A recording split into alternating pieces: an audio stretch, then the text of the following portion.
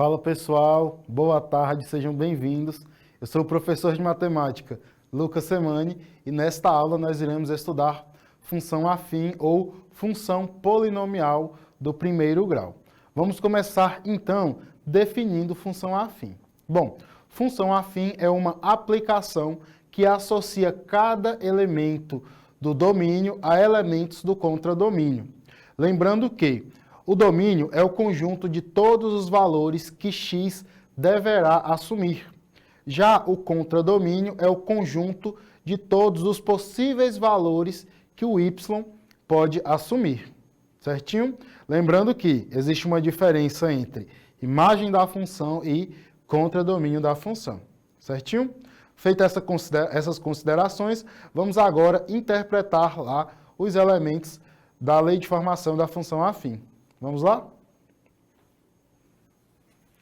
Bom, pessoal, como eu falei, nós temos aqui função afim, tá? Temos aqui a definição, como vocês podem ver, tá? E aqui abaixo nós temos a lei de formação da função, a lei geral de formação dessa função, que é dada por f de x igual a x mais b. Lembrando que f de x representa a variável y. Agora nós iremos analisar os coeficientes. Olhando primeiramente para o coeficiente a, que acompanha a variável x, nós temos aí duas formas de interpretá-lo. A primeira forma de interpretar o coeficiente a é como a coeficiente angular, certinho? Mas por que coeficiente angular? Porque ele determina a inclinação do gráfico em relação ao eixo y, certinho? Quanto maior for o coeficiente a, maior será a inclinação. Quanto menor for este coeficiente, menor será esta inclinação do gráfico em relação ao eixo x. Tranquilo? Outra forma de interpretar o coeficiente a é como taxa de crescimento da função. Mas essa taxa de crescimento diz respeito ao prolongamento do gráfico e não necessariamente ao aumento dos valores de y, certinho? Portanto, nós podemos ter aí uma taxa de crescimento positivo ou negativo, certinho? Nós iremos analisar agora o coeficiente b, o termo b, tá? O termo b pode ser interpretado de duas formas. A primeira delas é como coeficiente linear. Mas por que coeficiente linear? Notem que, independente dos valores que independente dos valores que a variável x assumir, o termo b permanecerá inalterado, ou seja, permanecerá constantes. Em outras palavras, nós temos que as alterações realizadas ou sofridas pela variável x não refletem no termo b, mas refletem diretamente aqui na variável y. Ou seja, a variável y é dependente da variável x. Outra forma de interpretar o termo b é como valor inicial da função. Bom, neste caso, nós temos a seguinte situação. Imagine que vocês depositaram uma certa quantia na poupança. E a cada mês, esta poupança irá render um valor fixo. Tranquilo? Esse valor fixo é representado pela taxa de crescimento da função. E o valor depositado é representado pelo valor inicial da função. Bom, notem que ao fazer o depósito, antes de se passar um mês, não houve rendimento na poupança. Certinho? E não houve rendimento por quê? Porque nós temos 0 meses decorridos. Certinho? Se nós temos 0 meses decorridos, então o único valor que nós temos na poupança é o valor do depósito inicial, ou seja, o valor inicial da operação. certinho? Por isso que esse depósito inicial, ele é representado pelo valor inicial da função ou da operação, certinho? Bom, agora nós iremos aprender a interpretar graficamente esses coeficientes, tá? Como é que o coeficiente A e o coeficiente B são representados aí graficamente, qual é a interferência que eles exercem aí na hora de representar o gráfico, certinho? Bom, olhando aqui para o coeficiente A como coeficiente angular, nós temos esta relação aqui, tá, pessoal? Notem que aqui nós temos o gráfico da função, que é representado por esta reta, e temos aqui também o ângulo formado entre o gráfico e o eixo X, certinho? Ou seja, esse ângulo aí determina a inclinação da reta, ou é obtido por meio da inclinação desta reta, tá bom? Se o gráfico tivesse mais inclinado, isso quer dizer que o coeficiente A era muito maior, tá? Bem maior. Ou se ele estivesse menos inclinado aqui, esse coeficiente A seria bem menor, certinho? Ótimo. Olhando agora para o coeficiente A como taxa de variação ou taxa de crescimento, como eu falei, pode ser positivo ou negativo. Olhando então para esse coeficiente como taxa de variação, nós estamos olhando aí para a velocidade de variação, ou seja, de crescimento ou decrescimento dessa função. Notem que, para cada variação que a variável x sofrer, a variável y sofre também uma variação, proporcionalmente, tá bom? Bom, se o coeficiente angular é muito grande, então essa taxa de variação também será muito grande, ou seja, a função irá variar muito rápido. Se esse coeficiente angular, essa taxa de variação for menor, então as variações aqui do gráfico ocorrerão de modo mais lento, tá bom?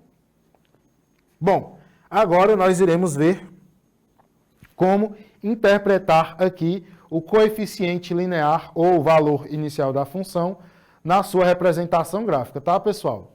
Bom, notem que nós temos esse ponto específico aqui, destacado em vermelho. Certinho? Esse ponto, pessoal, é o ponto de intersecção entre o gráfico e o eixo Y, certinho? Além disso, esse ponto tem estas coordenadas aqui, x igual a 0 e y igual a b, ou seja, a ordenada do ponto de intersecção entre o gráfico e o eixo y é o próprio coeficiente linear da função. Tá, pessoal? Vocês lembram lá que eu falei que quando nós tivermos 0 meses, então nós teremos lá apenas o valor inicial obtido, ou seja, o valor de y associado a x igual a 0 é o próprio b, ou seja, o coeficiente linear da função, certinho? Então, pessoal, temos aí as interpretações gráficas dos dois coeficientes, tanto do coeficiente angular quanto do coeficiente linear, tá bom?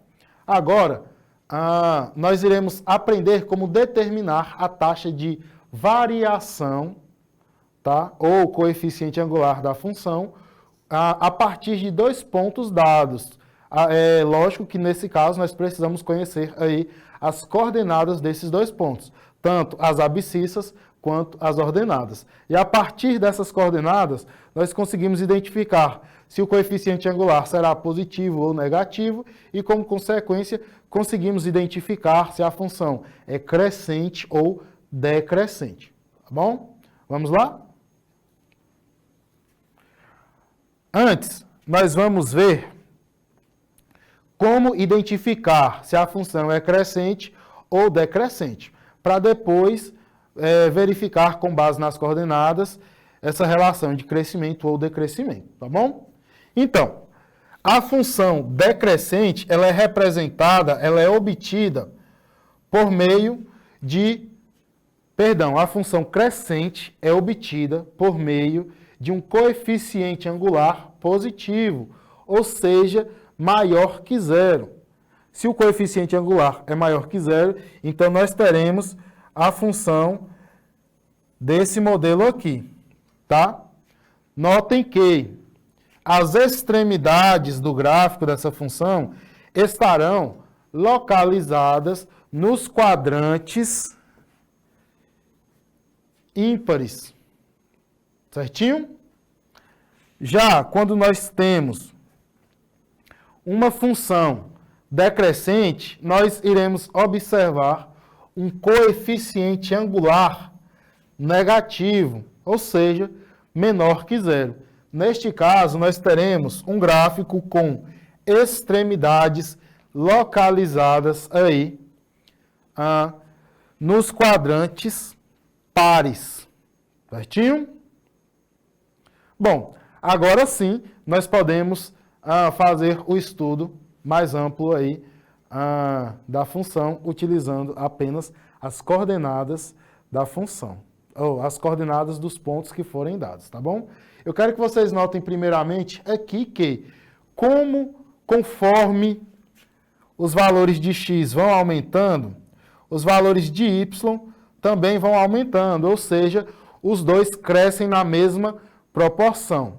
Já no caso da função decrescente, quanto maior for o valor de x, menores serão os valores de y, certinho? Bom, agora sim, nós conseguimos fazer esse estudo a partir das coordenadas dos pontos que forem dados. Vamos lá? Temos aqui agora o estudo do coeficiente angular da função. Ou seja, a partir de dois pontos dados e dessas coordenadas dos pontos, nós poderemos determinar aqui o coeficiente angular da função por meio desta fórmula aqui, certinho? Essa fórmula, como vocês podem ver, é dada por m, que é o coeficiente angular, igual a y2 menos y1 sobre x2 menos x1, tá bom? Pessoal, uma informação muito importante aqui nós precisamos identificar corretamente qual é o ponto P1 e qual é o ponto P2, porque nós precisamos necessariamente desta ordem aqui, certinho? Então, eu não posso escolher essas coordenadas e os pontos aleatoriamente. Bom, eu quero que esse ponto seja o ponto P1 e esse ponto seja o ponto P2 sem qualquer critério. Não, nós precisamos de um critério para determinar essa ordem dos pontos, tá? Mas como é que nós identificamos, então, qual será o ponto P1 e qual será o ponto P2? Bem simples, basta olhar para as abscissas desses pontos. O ponto que apresentar menor abscissa será o ponto P1, ou seja, terá coordenadas x1 e y1. Como consequência, o ponto que tiver a maior abscissa será o ponto P2 com coordenadas x2 e y2. Bom, vamos ver agora o nosso exemplo numérico? Como vocês podem ver aqui, nós temos dois pontos, o ponto A e o ponto B. Nós precisamos identificar qual é o ponto P1 e qual é o ponto P2, tá? Lembrem-se que nós precisamos olhar para as abscissas, tá? Qual dessas duas é menor? Menos 1 ou 1? O menos 1, não é? Ou seja, o ponto B tem a menor abscissa. Se ele tem a menor abscissa, então ele tem as coordenadas x1, y1. Portanto, P1 é igual a B e P2 igual a A. Certinho? Bom, feitas essas considerações, agora nós podemos fazer a aplicação dos valores nesta fórmula aqui.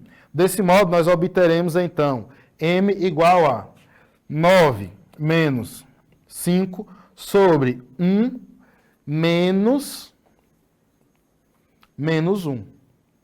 De onde nós obtemos 4 sobre 2, que é igual a o próprio 2. Certinho? Bom, pessoal, agora nós conhecemos o coeficiente angular da função. A partir daí, nós iremos substituir esse coeficiente angular por seu valor numérico, que neste caso é o 2. A partir daí, nós iremos escolher um dos pontos que foram dados, ou o ponto A ou o ponto B, e substituir suas coordenadas pelas respectivas variáveis dentro da lei de formação da função. Vamos lá? Então, essa substituição é realizada para determinar o coeficiente linear e, como consequência, passarmos a conhecer, então, a lei de formação da função associada aos pontos dados. Certinho? Notem que, lembrem-se que f de x representa a variável y, representa a variável y, tá? Desse modo, com base no ponto escolhido, que foi o ponto A, nós temos que f de 1 é igual ao valor numérico de y associado a x igual a 1. Neste caso, é o 9. Certinho? Portanto, f de 1 nós substituímos por 9, certo? E obtemos, então, esta igualdade aqui. 9 igual a 2 vezes 1 mais b, que resulta em b igual a 7. Bom, agora que nós conhecemos o coeficiente angular e o coeficiente linear, nós conhecemos, então, a lei de formação da função, que neste caso aqui é dada por f de x igual a 2x mais 7. Bem tranquilo, não é?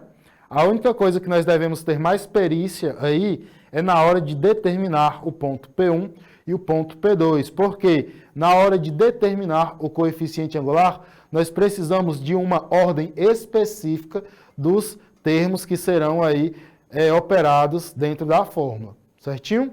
Bom, com base neste exemplo, vocês já podem resolver questões aí.